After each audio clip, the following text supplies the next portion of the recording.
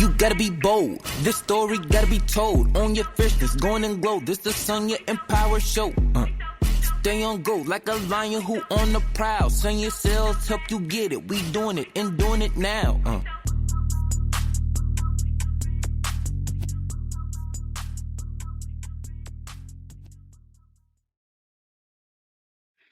Hey, Empower Disruptors. Welcome back to the Sonya Empower Show, where I ignite your online business and help you own your fierceness. Embrace your unique beauty, talents, and strengths. Rise above fear and step into your destiny as you build empires and shatter expectations together. Ready to take control of your life? It all starts with a simple choice. Focus on the fix, not the problem. Today, we'll explore how this mindset shift can transform your challenges into opportunities. Life is a roller coaster, y'all, filled with both exhilarating highs and daunting lows. While it's natural to experience challenges, getting stuck in a cycle of worry and negativity can hinder your progress. The key to overcoming obstacles lies in shifting your focus from the problem itself to potential solutions. By redirecting your attention, you can tap into your problem-solving abilities and pave the way for positive change. When faced with adversity, it's easy to become consumed by negative thoughts.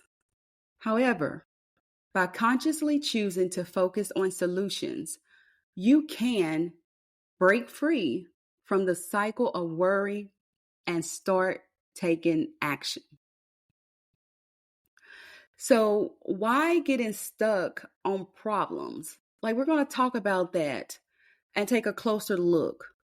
Have you ever noticed how easy it is to get caught up in the drama of a problem? It's like watching a car crash in slow motion. We can't help but be drawn to the negative. Why do we do this? We tell ourselves we are strong, powerhouse women. We are leaders. We help others. We encourage them. We empower them. And yet at the same time, we get wrapped up in our mind with the drama of the problem. So let's talk about why we do this. One, the natural reaction. When something bad happens, our brains naturally focus on the details. This can be helpful in the short term, but it can also lead to a fixation on the problem, especially if you are analytical in nature. And I am an analytical person. Two, the comfort of inaction. Confronting a problem can be scary. It's often easier to dwell on the issue than to take action. By focusing on the problem, we can avoid the discomfort of actually doing something about it. So what people do is, because that confronting the problem can be almost paralyzing to some people, they'll just dwell on the issue because it's easier for them to filter out the possibility of actually taking action by confronting that situation. Three, a distraction technique. Solving problems require effort and energy. I can tell you that it does.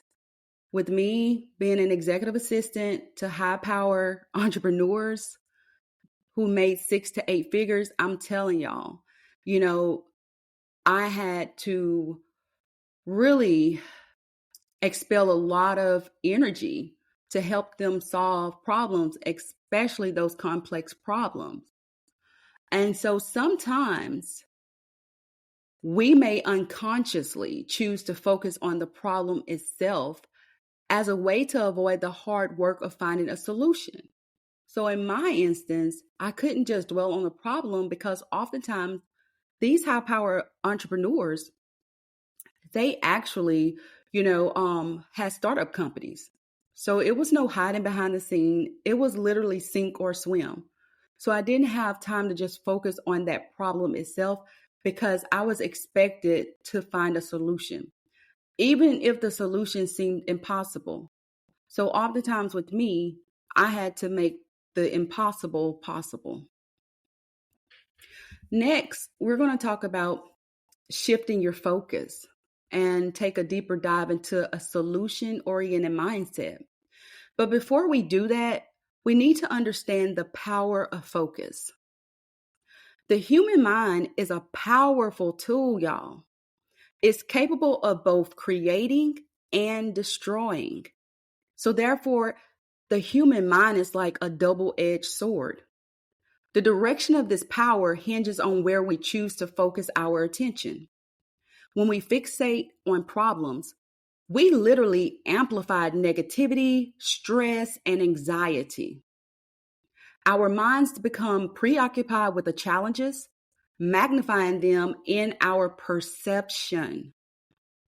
This negative focus can lead to a downward spiral quickly as we become increasingly overwhelmed and unable to see a way out.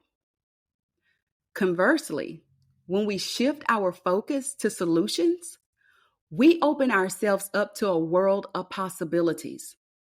Our minds become active problem solvers, seeking creative and innovative ways to overcome obstacles. This positive focus can ignite hope, resilience, and a sense of empowerment. By directing our attention towards solutions, we empower ourselves to take control of our circumstances and create the life that we desire. The choice between these two paths is ours to make. No one can make them for us. So, by understanding the power of focus, we can harness its potential to shape our reality. By consciously choosing to focus on solutions, we can transform challenges into opportunities, negativity into positivity, and despair into hope. That sounds a whole lot better than anxiety, stress, and worry. Now, if you're ready to become a solution-oriented person, consider adopting these strategies to get started. 1, process your emotions. I can't tell you how important this step is. Acknowledge your feelings. It is so important to recognize and validate your emotions. Don't sit up here and let anyone make you feel bad, because you need to process those emotions and validate them. Set a time limit. This is also a critical step. Allocate a specific time to process your feelings. When I'm going through, like all of us, we have our seasons, we have our days, our moments where we go through some things. Sometimes the situation that we were faced with, the problem, the challenge, it can be overwhelming and it can't be solved in a day. So you need time to process those emotions. However, I tell myself, okay, it's okay to go out in the rain, but don't stay out too long. And I give myself that pep talk, letting myself know that it's okay to feel the way I'm feeling, but it's dangerous to stay out in the rain for too long. Because the more we drown in those sorrows and those challenges that we face, the more likely that anxiety will increase, depression will creep upon us, we will isolate ourselves.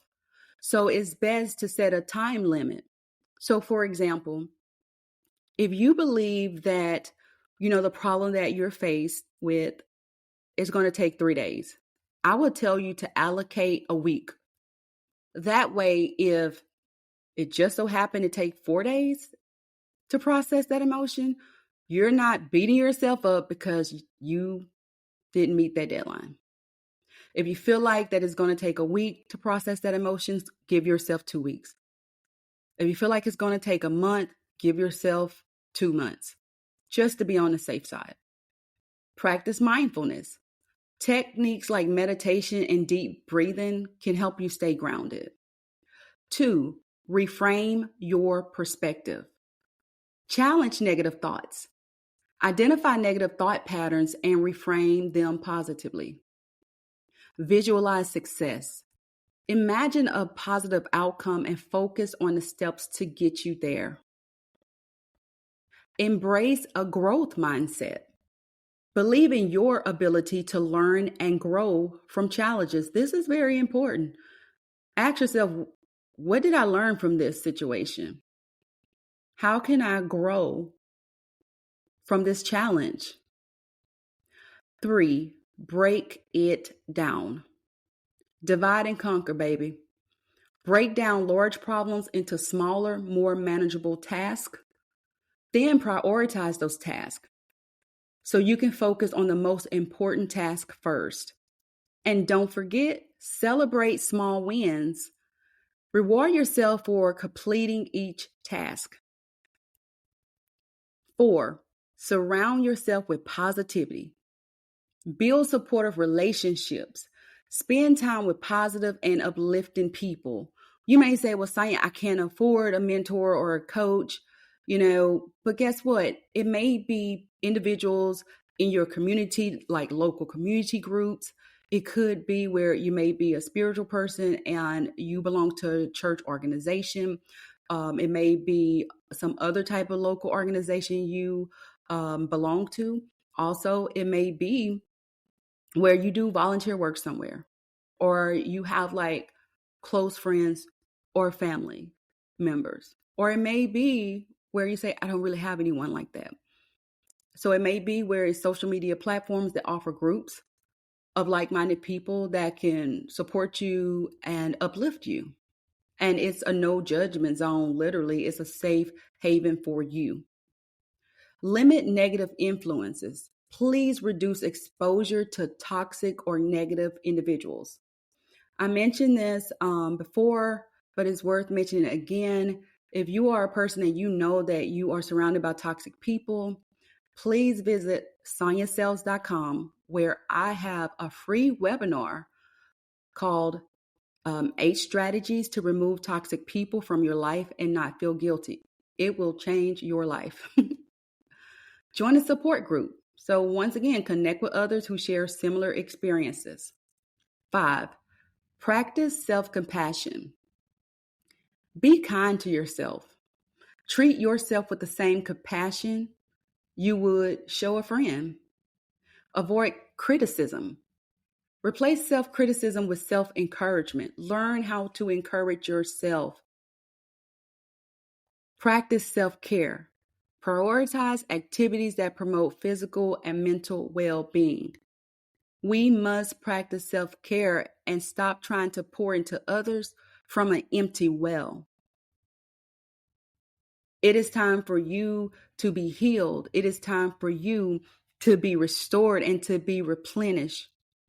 So you not only reach your maximal potential in life, but you can help others reach theirs. 6, invest in personal growth. Read books that helps you expand your knowledge and perspective. Take courses that help you develop new skills and abilities. Seek professional help. Now, sometimes you may have to consider therapy or coaching to address deeper issues. There is nothing wrong with that.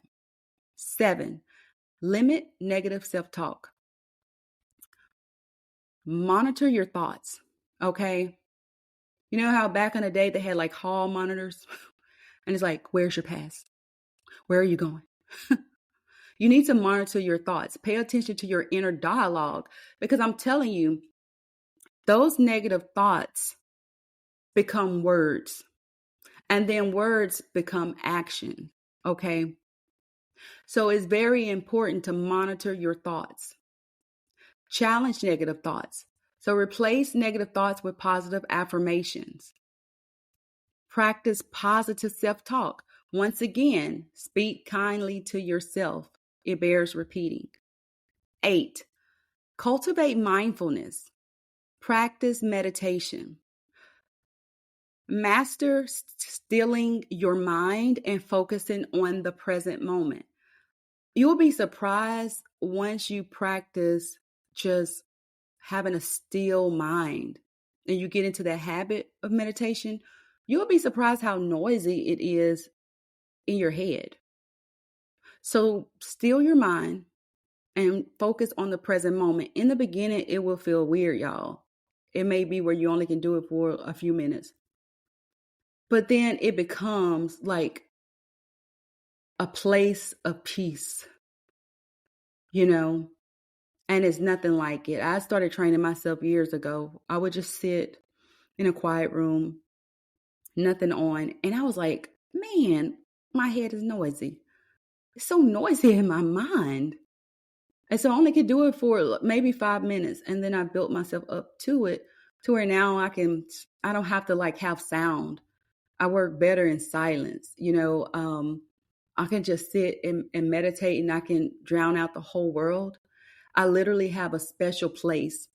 And I think maybe my husband is the only person who I have expressed this to as far as the visualization of it, of my place.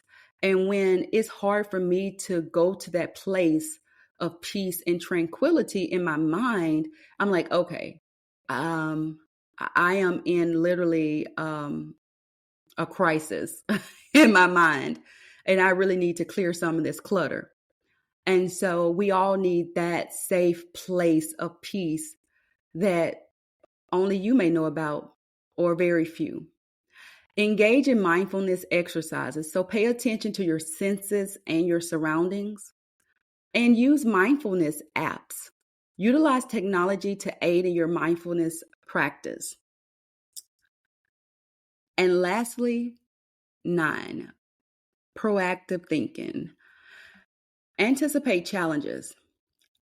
Identify potential obstacles and develop strategies to overcome them. Create contingency plans. Have backup plans in case your initial plan doesn't work. Learn from mistakes. Use past experiences to inform future decisions. By consistently applying these strategies, you can cultivate a solution-oriented mindset and transform your life. Remember, it's not about avoiding problems. It's about approaching them with a positive, proactive attitude. Every challenge is an opportunity for growth and learning. All right, I hope you all are ready for this episode Fab assignment. I should say assignments, because I feel like this topic will resonate with so many listeners. I assigned 2 Fab assignments for the week. Yes, that is your Fierce Action Breakthrough assignments. The first assignment is the what if game. All right. And it consists of 4 components. The scenario creation, which is imagining a hypothetical challenging situation. Negative thinking, exploring negative thoughts and feelings associated with the scenario. Positive reframing, challenging you to reframe the situation positively and identify potential solutions. And outcome visualization, encouraging you to visualize a positive outcome and the steps to get there. So I'm going to give you an example scenario so that you know how this works. So let's say you're worried about a big presentation at an upcoming event. So the negative thinking would be, what if I mess up the presentation? What if the audience doesn't like my ideas? What if I forget what to say? Positive reframing would be, what if I practice my presentation several times? What if I focus on the key points and speak confidently? What if I use visual aids to enhance my presentation? What if I imagine the audience's positive reactions? Outcome visualization would be, visualize yourself delivering a confident and engaging presentation. Imagine the audience responding positively to your ideas. Feel the sense of accomplishment and satisfaction after a successful presentation. By playing the what if game, you can shift your focus from negative thoughts to positive possibilities. This can help reduce anxiety and increase confidence. So now it's your turn. Play the what if game using the 4 components of it: the scenario creation, the negative thinking, positive reframing, and outcome visualization. Fab assignment number 2, problem reframing exercise. This shifts gears from a hypothetical scenario to a real life scenario. So first, identify a problem. Think of a current challenge or problem you're facing. The reframe negatively. Write down a negative statement about the problem, such as, I can't solve this problem. Reframe positively. Reframe the statement positively, such as, I will find a solution to this problem. And lastly, solution brainstorming. Brainstorm potential solutions, no matter how small or unconventional. Thank you for tuning in to this episode of the Science Empower Show. If you enjoyed this episode, please like, share, and subscribe. For more business empowerment resources to help you overcome life challenges and start an empowered online business, visit sciencesales.com. Until next time, Empowered Disruptors, own your fierceness.